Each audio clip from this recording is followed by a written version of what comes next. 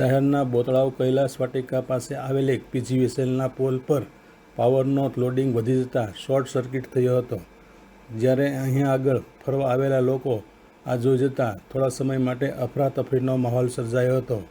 જ્યારે આ બનાવની જાણ ફાયર બ્રિગેડને કરાતા ફાયર બ્રિગેડનો સ્ટાફ તાત્કાલિક ઘટના સ્થળ પર પહોંચ્યો હતો અને આ અંગે પીજીવીસીએલને જાણ કરતાં પીજીવીસીએલનો સ્ટાફ પણ તાત્કાલિક ઘટના સ્થળ પર પહોંચ્યો હતો અને આ વિસ્તારનો પાવર બંધ કરી દેવામાં આવ્યો હતો.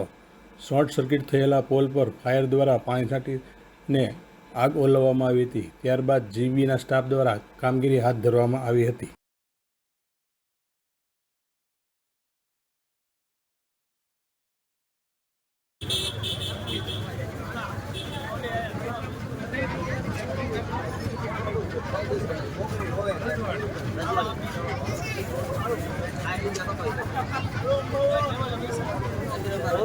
ચાર